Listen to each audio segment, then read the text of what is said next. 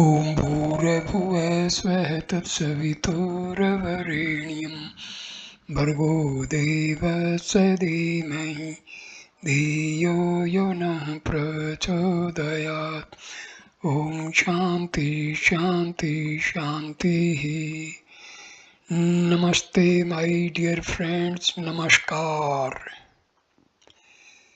This is fifth video on Viveka Chudamani of Adi Sankaracharya. This video starts with verse number 49. को नाम बंद है कथमेश आगत है कथम प्रतिष्ठास्य कथम विमोक्ष है को सावनात्मा ब्रह्म है कै आत्मा तयोर्विवेक है कथमेदुच्यताम what is bondage, how has it come, how does it continue to exist, how can one get out of it completely, what is the non-self, who is the supreme self, and what is the process of discrimination between these two, self and not self. Please explain all these to me. This is a series of 7 questions which the student asks the teacher, who will now take them up one by one and answer them exhaustively. These questions exhaust almost the entire field of ignorance and ignorance created confusions. Therefore, they are not to be treated as a set of questions just casually asked by some individual. They are questions that would be asked by sincere seekers who are intellectually curious to know, to understand, to evaluate, and to have explained the confusing world of endless plurality. Thus, these questions give us an inkling into the type of questions to be asked and the spirit in which to open our discussion when we approach a divine master. To get to a saint with flowers and camphor, fruits and sweets is not the correct way of approaching one's spiritual guru. This tradition, though with the best of intentions, has only created a set of fruit gatherers as gurus and flower offerers as disciples, and together the two have dug deep the grave of sacred Vedanta and have there hosted the skeleton of Hinduism. These thirsty questions demanding an explanation for the sense of limitation and confusion experienced by us are each in itself an exhaustive declaration of the student's observations on life as it is available to him within and without. Again, they show the perspicacity with which the student has followed what the master has said so far. In all the previous verses, the teacher spoke in terms of bondages, liberation, not self, supreme self, and the discrimination between the self and the not self. Till now, these terms freely used, but the student is not satisfied with a mere understanding of the theories of Vedanta. He wants to live them in life. So he is now holding the teacher by the collar, as it were, and is pointedly asking him to explain more clearly. Naturally, the teacher catches the contagion of the boy's enthusiasm, and we shall see how beautifully he warms up to the discussion. Intelligent disciple appreciated. Stanza 50. Sri Gururuvach. धन्यो असि किरत्किरतो असि पावितं ते कुलं तवया यद्विद्या बन्धमुक्त्या ब्रह्मीभवितुमिच्छसि. The Guru replied, Blessed you are, for you wish to attain the absolute Brahma by freeing yourself from the bondage of ignorance. Indeed, you have fulfilled your life and have glorified your clan. The teacher's face now beams with a smile of satisfaction, and soon words expressing his joy at meeting such a perfect student flow out of him. The very fact that the boy has decided that he wants to be free from all his weaknesses, that he wishes to walk out into the boundless fields of perfection, has made him blessed. Not only has he glorified himself, but he has even sanctified his entire clan, Kulam. The word Kulam is not merely the family, it connotes all the ancestors and the future descendants, while family means only the present living members and the immediate forefathers. This is not a hyperbole. It has already been said that rare indeed are those who come to exhibit such a burning thirst for liberation among living creatures at any period of human history.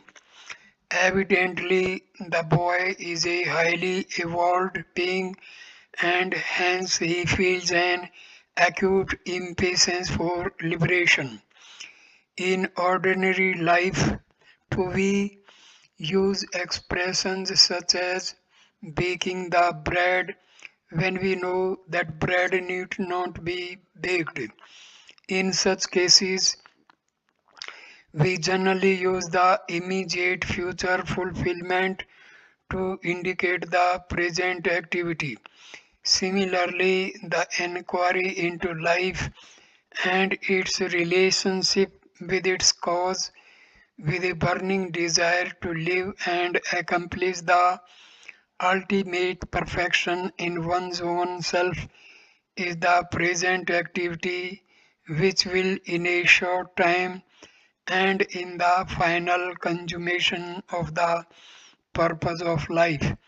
Therefore, the teacher, in anticipation, declares that the boy has fulfilled the purpose of his life. Very rarely do we say the fetus in the womb. We invariably use the term the child in the womb, although in its prenatal condition it is not yet a child. To release ourselves from the shackles of ignorance is not merely to have knowledge, but transcending the ignorance created projection of the body, mind, and intellect. It is to live and experience reality in itself. Therefore, the teacher says, you wish to attain Brahmahood, that is Godhood. Glory of self effort. Stanza number 51. ऋण मोचन करतार पितुः संति सुता देह बंधन मोचन करता तो सौ समादन्यो ने कश्चन. A father has his sons and others to save him from his financial debts, but to redeem himself from his delusions, there is none but himself. Stanza number 52. Mast kanne bhar derdo mannai nirvayarte Aksudhadikrit dukham tu vinasven ne kenchit. Exhaustion and fatigue caused by carrying a load on the head can be relieved by others coming to one's help, but none can save one's own self, can end the pangs caused by hunger, etc. Stanza 53. पथ्यम औषध सेवा च क्रियते येन रोगिणा आरोग्य सिद्धिर्दृष्टस्य न अन्ये अनुष्ठी कर्मणा. The patient who faithfully follows the right diet and takes the proper medicine alone is perceived to recover from his illness. No one recovers because another undergoes the treatment. In these three verses, the Master is trying to drive home the importance of self-effort upon the student. Any amount of hearing, study, intellectual thinking, and logical discussion cannot by themselves bring about liberation from our misconceptions and false evaluations in life. Textbooks on culture and tradition and missives on religion are not talismans which can keep the Satan away. In order to impress this idea upon the student, the teacher gives three verses with three different examples. These homely analogies, which fall within the experience of everyone, are given to remove any possible misunderstanding of the student regarding the technique of self-realization. All the objective sciences in the world can be mastered by merely studying them. The man who studies the law of the country with all its implications can become a lawyer. He who studies the symptoms of diseases and their cures can become a doctor. An advocate of criminal law need not be a criminal himself. A doctor need not himself be a patient to know the science of medicine. But Atam Vidya is gained only when it has brought about a complete regeneration of the individual who studies it.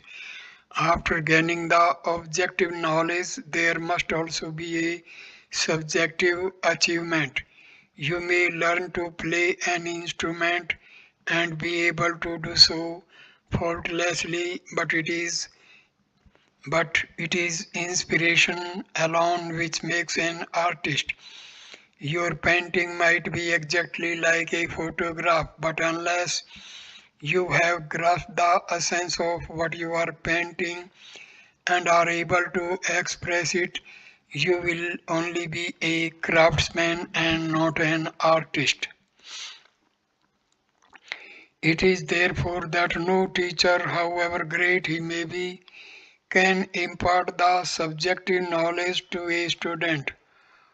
All the teacher can supply is a clear vision of what is involved, a glimpse of the goal to be achieved, and logical arguments to convince the student of the blessedness and perfection of both the goal and the path.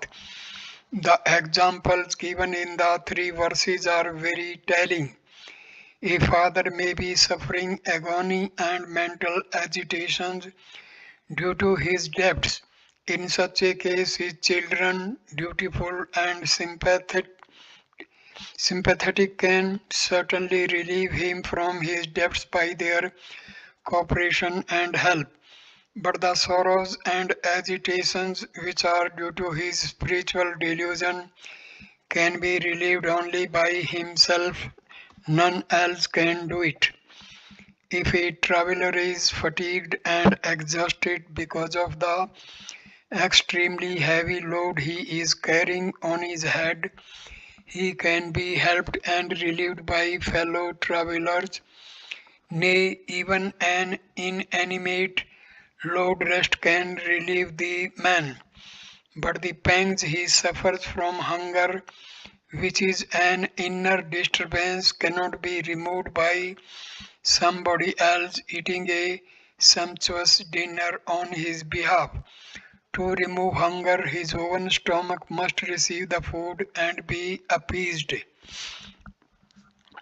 The teacher, not satisfied with these two striking examples, adds yet another verse to drive home to the student the necessity for conscious personal effort.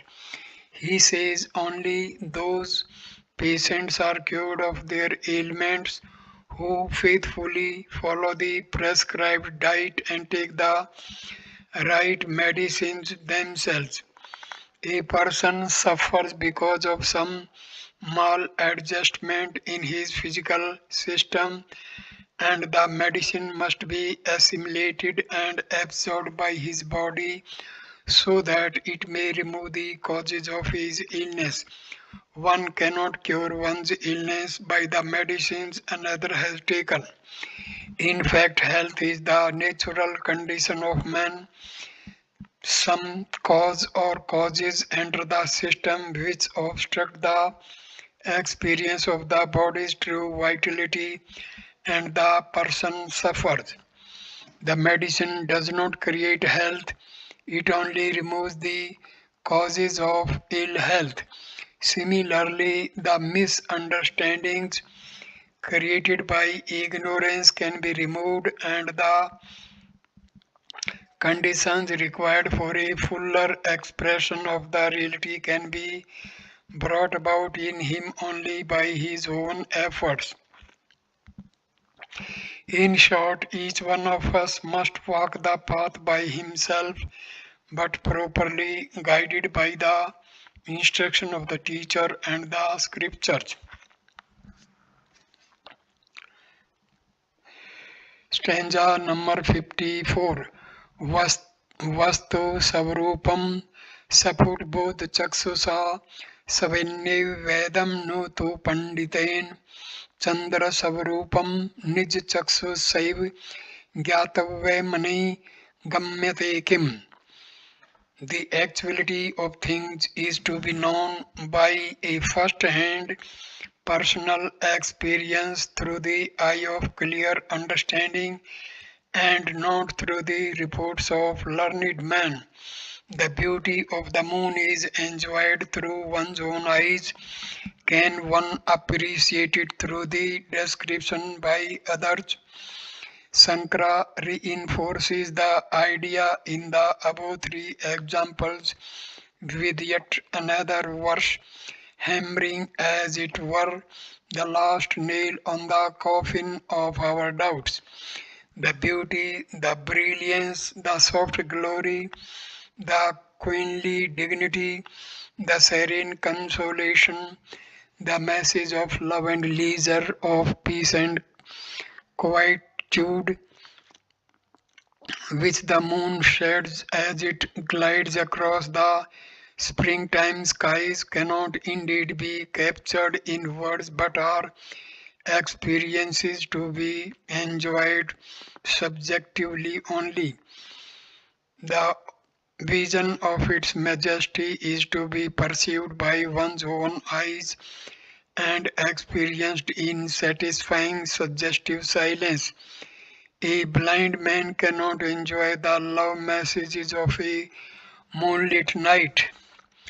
When the self rises in the dark bosom of our ignorance and glides across the horizon of our experiences, That experience cannot be described fully to us by another, even though he may have experienced it himself. Each must experience it from himself in himself. This analogy of moonrise is indeed the most poetic and by far the most appropriate example to indicate the soft silvery light of knowledge that illumines with its sublime peace and perfection the dark atmosphere in the bosom of the ignorant. Stanza 55.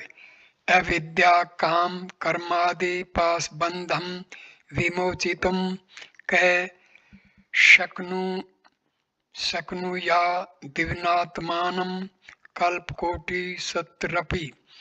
Who else but oneself can help rid oneself of the bondage caused by the change of ignorance, desire, action, etc., even in 100 crore of kalpas? The bondage felt by the mortal is caused by the ignorance of his own real nature. This ignorance of his own all fullness in his spiritual personality creates in his intellect waves of desires with which he expects to make himself full. Desires create in his mind thought waves, and thoughts express themselves as action.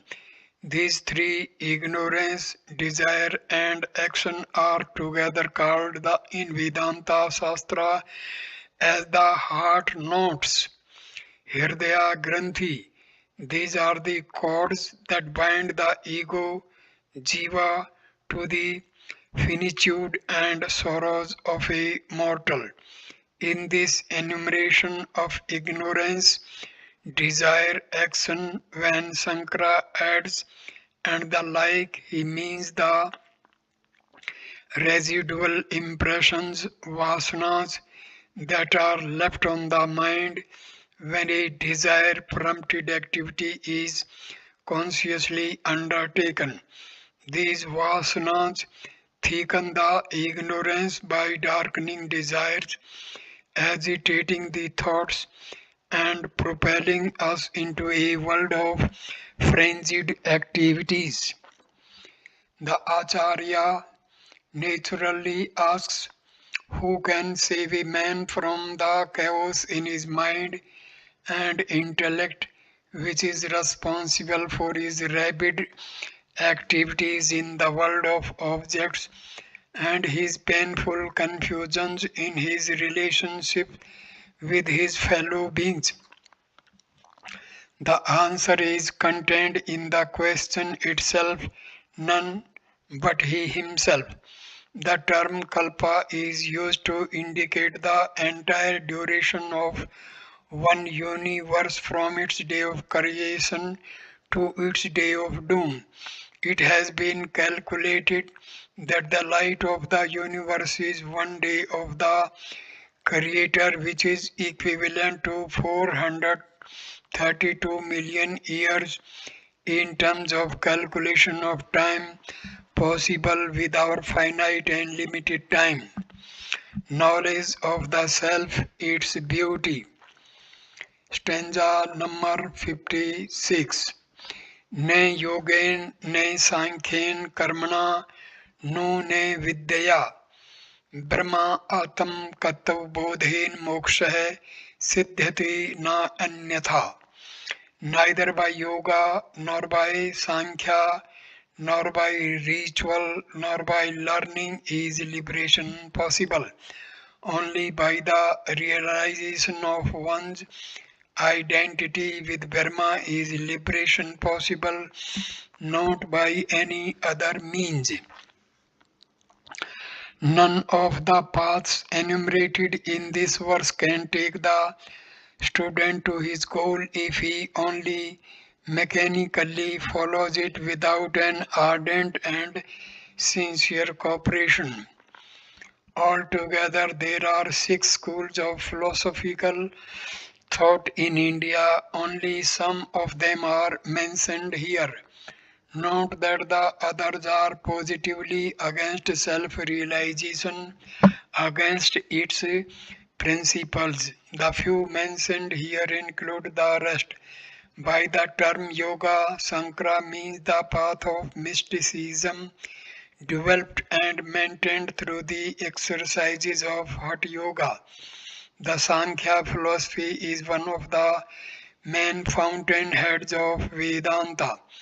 Vedanta has sprung from its early roots and has ultimately reached a greater precision of thought and perfection of detail from what was only an elaborate philosophy. According to the Sankhya philosophy, essentially dualistic, the world is constituted of two intrinsic factors, Purusha and Prakriti, spirit and matter. Spirit is the sentient, intelligent, knowing principle, the vital factor, the source of all life that expresses through physical forms. Matter is insentient, unintelligent, and lifeless in itself, but it comes to exhibit the characteristics of life when it is blessed with a close proximity with the spirit. Purusha by itself cannot achieve or execute, but when matter comes in contact with it, it is charged with dynamism. The spring in the watch is inert. Then what makes the watch work? The tension in the spring. That is not an activity, it is dynamism. So the Purusha has no activity.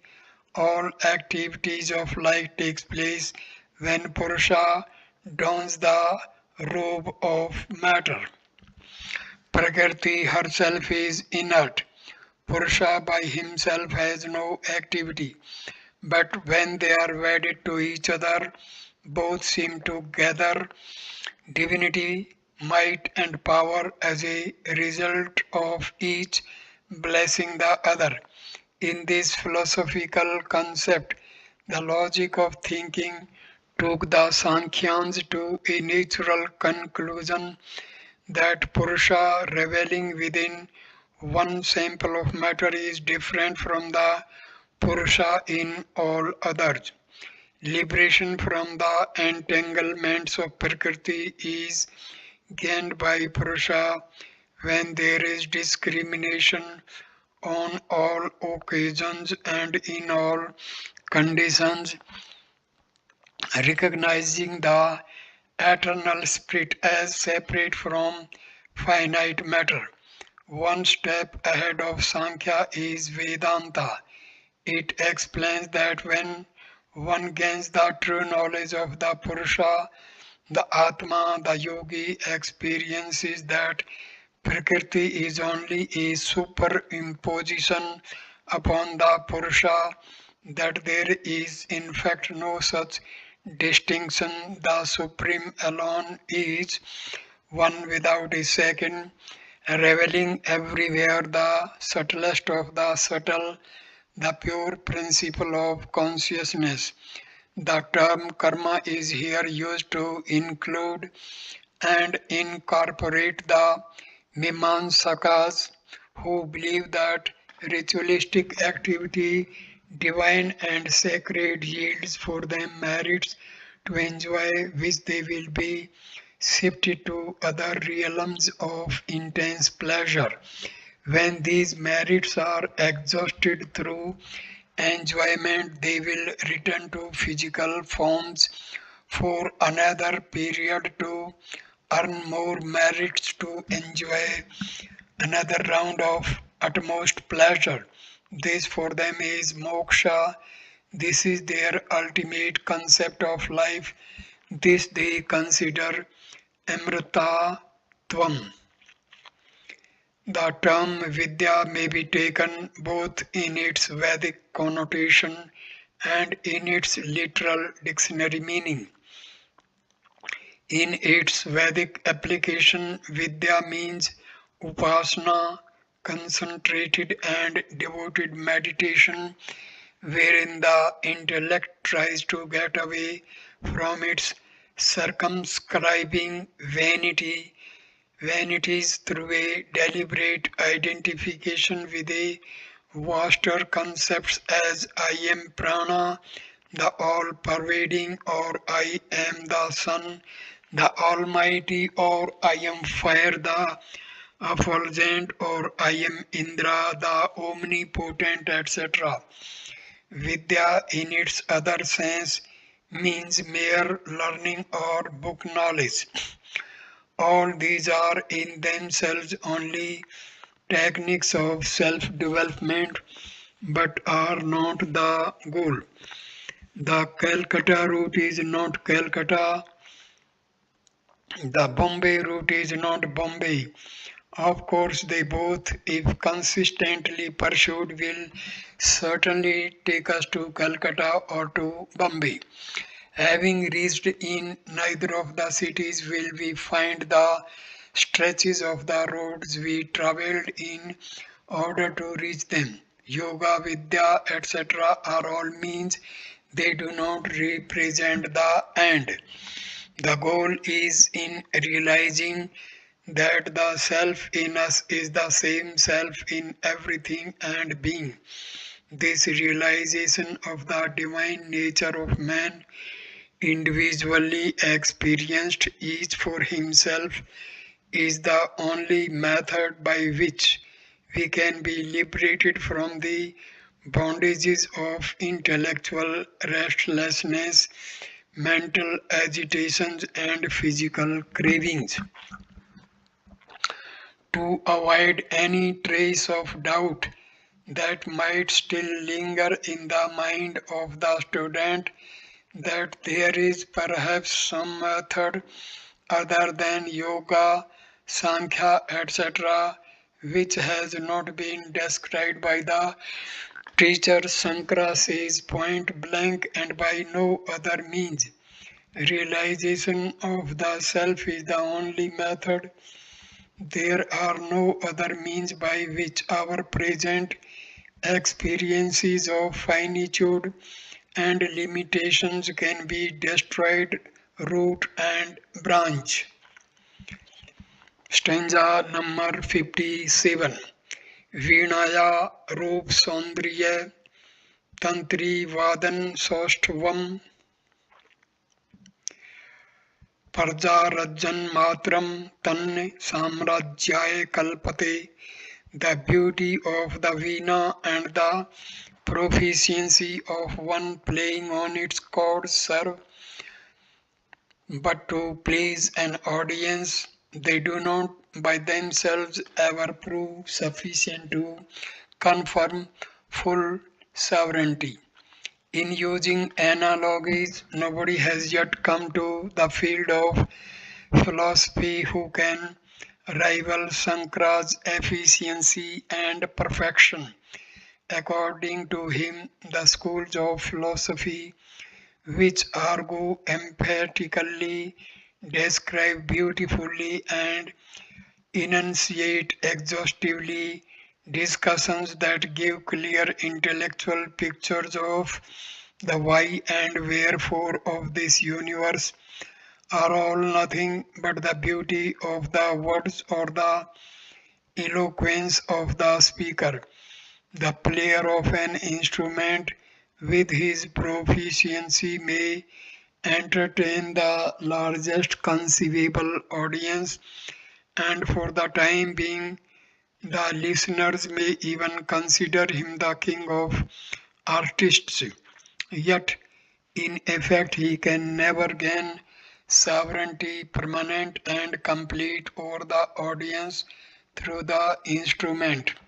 Similarly, the various schools of philosophy are intellectual entertainments, no doubt, yet the seeker cannot gain the status of godhood by merely dabbling in philosophy. A king might entertain himself and his friends by playing the veena, but his empire is not consolidated, nor is order maintained among the people, nor is royal dignity nourished through his proficiency in the instrument. Acharya Sankara wants to emphasize that any amount of philosophical studies, even a mastery over all the six schools of philosophy, cannot bring about a complete evolutionary evolutionary fulfillment. The term Samrajya has a reminiscent Upanishadic flavor. In ancient literature, this term is used for the kingdom of God within in the heart of every individual. Stanza number 58. वाग वैखरी शब्द झरी शास्त्र व्याख्यान कौशलम वैदुष्यम विदुष्याम तद्वद भुक्तये न तो मुक्तये. Loud speech in a stream of words, the efficiency in expounding or commenting upon the Shastras, erudition, these bring only a little joyous material satisfaction to the scholar, but they are insufficient to liberate him completely. The Yoga Shastra gives us the various subtle stages of metamorphosis of a thought or a desire before it is expressed in the form of sounds and words. Altogether, it describes four distinct stages in a thought's manifestation as an expression in words. First of all, the thought arises from or has contact with the reality or life in us, and at this stage it is called pra. When it manifests sufficiently for the ego in us to be conscious of it, it is in a state grosser than the previous one, and at this stage of its perceptible existence, it is called Pashyanti. A thought of which we have become conscious passes through a state of inner moulding in the crucible of language, and this state of transcribing thought into a series of symbolical sounds for the purpose of conveying it to another is called madhyama. And when actually the symbols indicated by the mind are relayed through expressed audible sounds, the thought in its grossest manifestation is called vakri. By the term vakri, Sankara means the unproductive and noisy discussions on philosophy which some students of Vedanta engage in. These gabblers are laughed at, condemned, and quite ignored by all the great acharyas like Sankara. To the rishis, an ounce of practice is more sacred than tons of discussion around a table. According to Sankara, mere knowledge of philosophical thoughts can be used only for purposes of eking out a profit for one's own livelihood or for gaining some insignificant popularity or short-lived glory. Stanza number 59. अविज्ञाते परे तत्वे शास्त्रधीतस्तु निष्फला विद्यतेऽपि परे तत्वे शास्त्र adhistasthu निष्फला. Without knowing the supreme reality, the study of the Shastras is futile. Having known the supreme reality, the study of the Shastras is again futile. Here is an exquisite example of the use of a deliberate statement of contradiction to hammer a point into a student while creating in him a sense of wonderment. The verse, even in its 10th reading, leaves a staggering sense of amazement and confusion. Wonder is an emotion in which there is a dizzy pause in thinking, and at such a moment of intellectual arrest, the verse filters through. When one realizes the meaning fully, it goes straight into the deepest vaults of one's heart cave. The paradox is resolved when we give a little conscious application of purified intellect on the word, knowing in both the lines of the verse without knowing in the first and having known in the second. In both cases, knowing connotes a different meaning, the literal and the indicative. In the first line, it means intellectually understanding, and in the second line, it means realizing. In the light of these interpretations, the verse becomes a clear statement of truth. As long as we have no right intellectual appreciation of what the Vedanta text indicate, all study of the scriptures is futile. Again, when we have realized the truth, study of the scriptures is redundant. Elsewhere in Vedantic literature, it is said that the efforts of all the Vedas is ultimately to deny the existence of plurality, which is a sorrowful dream projected by the individual mind, a delusion superimposed upon the Atma, the substratum. All arguments that we can marshal to convince a deluded friend that what he perceives is not a ghost but only a harmless post constitute the scriptures indicating the post. Naturally, therefore, any man of realization reading even the best of scriptures must laugh indulgently at the colossal inefficiency of Mother Shruti. And those who have no conception of reality, to them no scriptural study can give even a trace of thrill.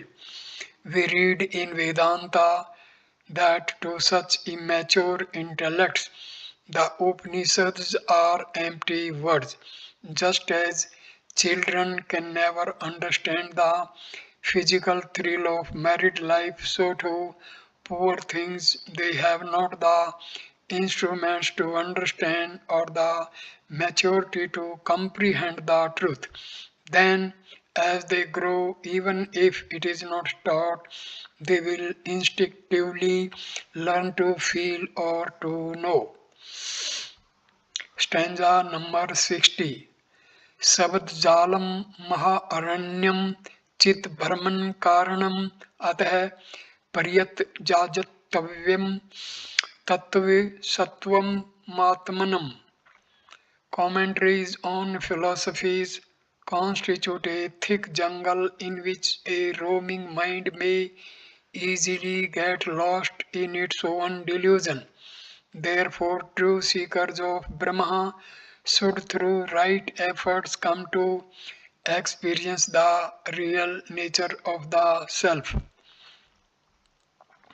In this brilliant metaphor, the Acharya woos both poetry and philosophy with the ardor and fervor of a true and noble lover, handling the philosophy and dandling the poetry as it were. Here he conveys to us the idea that mere philosophical discussion is a dangerous jungle, dark and dreary, with luxuriously growing poisonous weeds and prowling beast lying in ambush, ready to pounce upon innocent, unsuspecting pilgrims. No better description of the dialectics could be given of the endless arguments of the six schools of Indian philosophy, each trying to disapprove the others to establish its own point of view.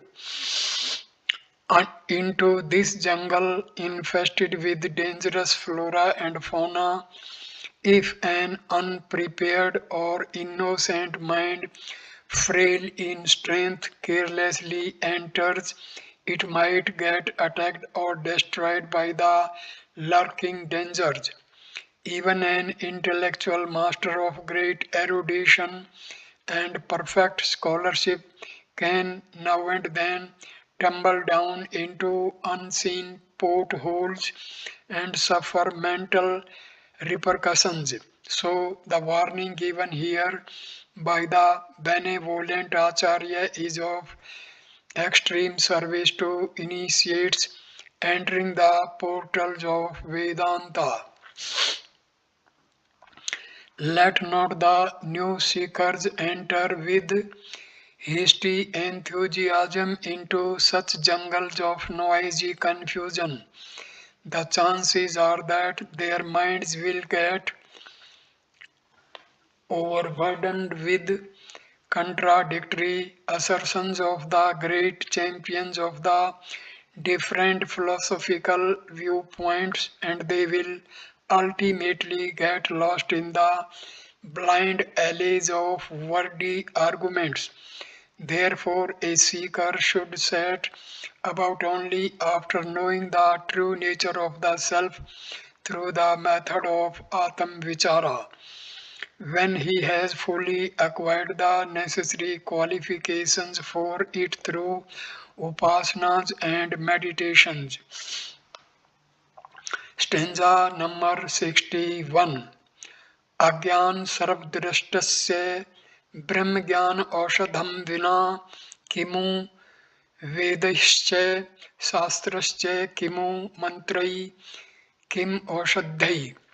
For him who has been stung by the cobra of ignorance, the only remedy is the knowledge of Brahma.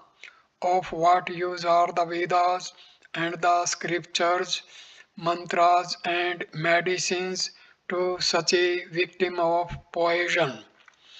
The Supreme, poisoned as it were by self forgetfulness, has come to suffer the burning agony of limitations and sorrows. It has forgotten its divine nature and identifying with the matter envelopments, it sobs at its mortality, its sorrows, its imperfections. To one who has realized these and has come to feel a choking impatience to be relieved from the tyranny of pain, nothing short of self discovery can be satisfying. A victim of the snake bite of ignorance can be relieved of his painful delirium only by self realization. Only then can he live as the spirit, the reality in everything and being. It is natural that when a person realizes that he has been beaten by a cobra, he will have none of the ordinary prejudices of faith, creed, position, status, time, or place. Any help that reaches him from any quarter, offered in any attitude, will be most welcome. In that moment of dire sorrow, in the magnitude of his tragedy, he realizes the urgency of the situation, and his only demand is for some antidote to the poison which can restore him to natural health and vitality. Similarly, no sooner a seeker realizes that he has been beaten by ignorance, the most dangerous of all serpents in the wild jungles of uncultured and uncultivated hearts, then he will take the best from the Shastras and will try to imbibe immediately the specific cure for ignorance, the knowledge of the real. To such a one of what avail then are the slower, the more comfortable means of study of the Vedas and Shastras, repetition of mantras and dizzy philosophical arguments. Stanza number 62. Direct experience liberation. Ne gachti vina panam vyadhi व्याधिर औषध शब्दस्तय विना प्रोक्ष अनुभवम ब्रह्म शब्देनर मुच्यते. A disease is not cured by merely repeating the name of the medicine and without taking it, without direct realization. By a mere utterance of the word Brahma, none can be liberated. How and why mere chanting of a mantra is by itself considered important is explained here.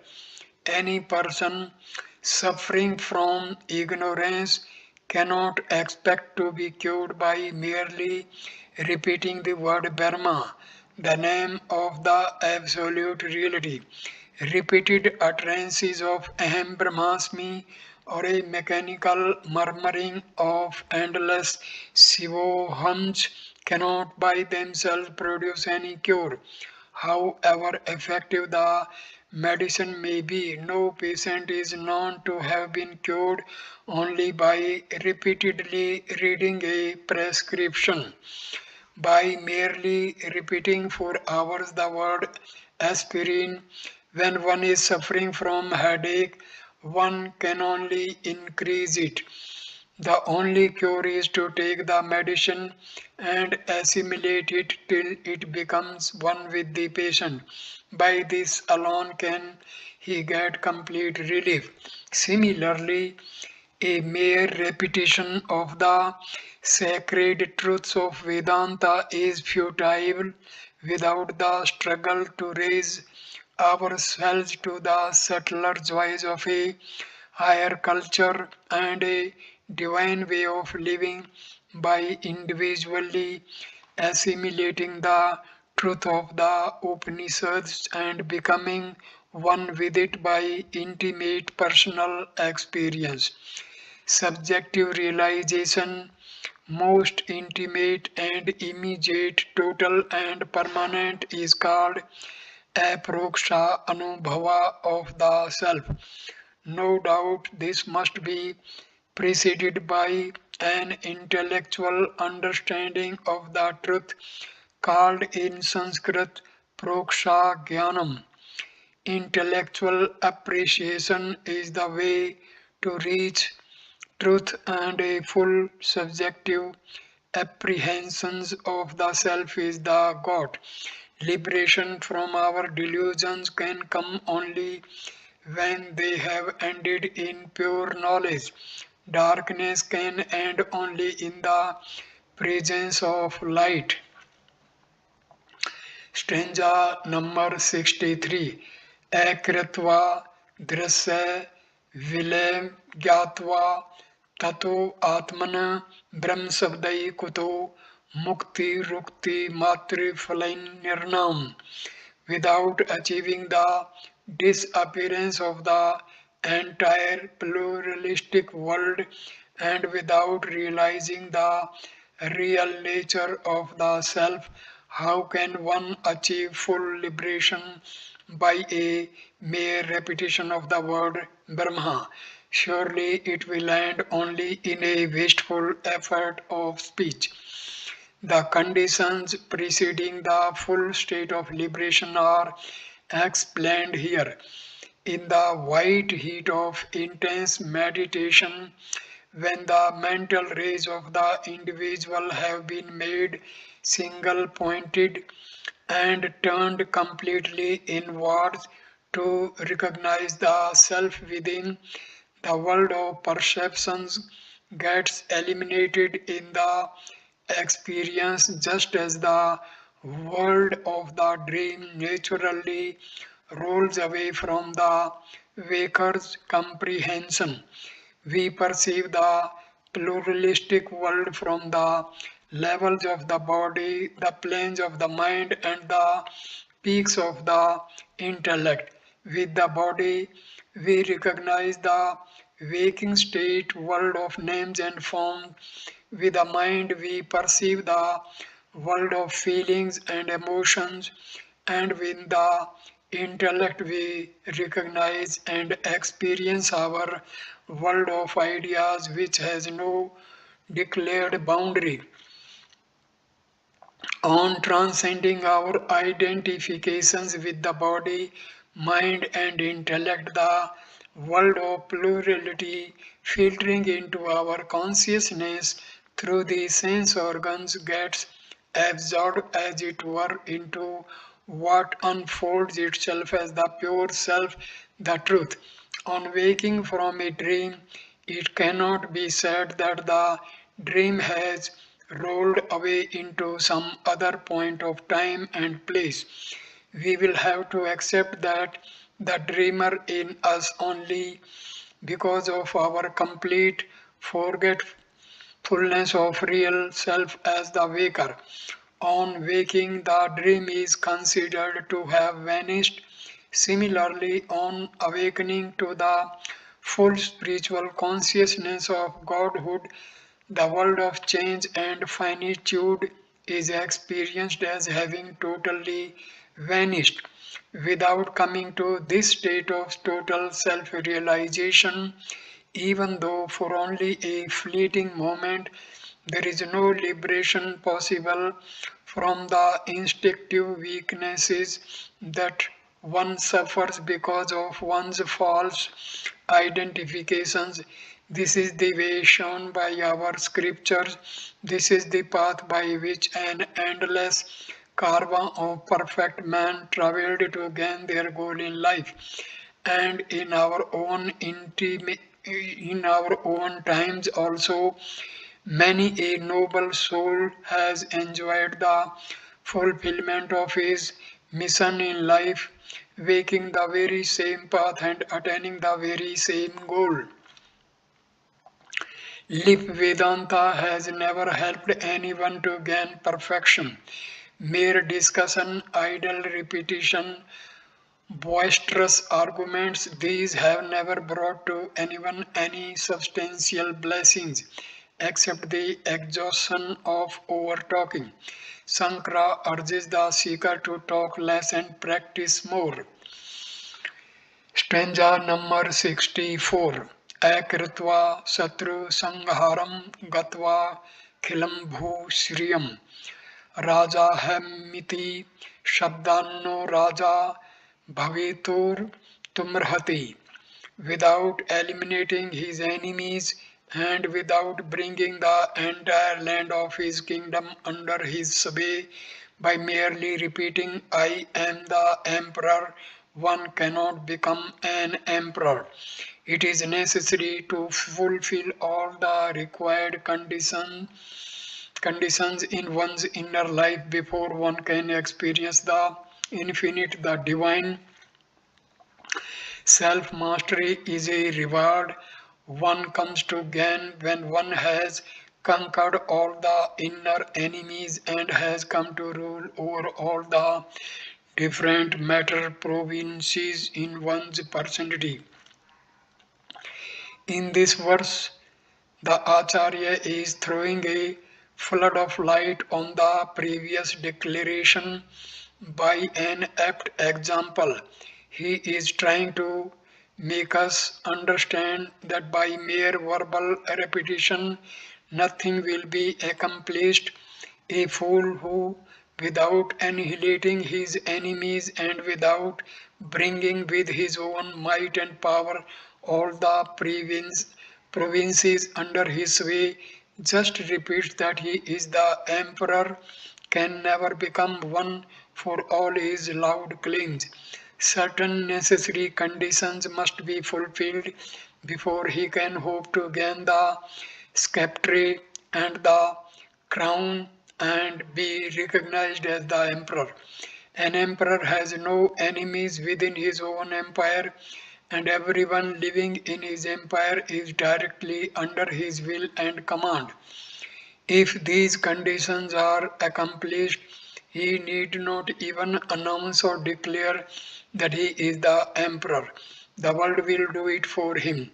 Similarly, if a seeker has successfully destroyed all his inner enemies of desires and thoughts, physical demands, mental appetites, and intellectual wanderings, and if he has established mastery over the vast province of the waking, dream, and deep sleep states of consciousness, he need not thereafter repeat, I am Brahma, for every cell in him, every thought, and every idea that rises in him will sing in chorus his sovereignty over all at all times and in all conditions. The idea that man's self effort in the right direction alone can make him rediscover for himself the spiritual essence in him to be divine and all powerful is vividly brought out by the following exquisite verse pregnant with suggestions, rich in melody, perfect in flow and rhythm. Now, at this point, I complete this video. Next video number 6 will start with stanza number 65 of Vivek Chudamani of Adi Sankaracharya. Namaste, dear friends. Thank you.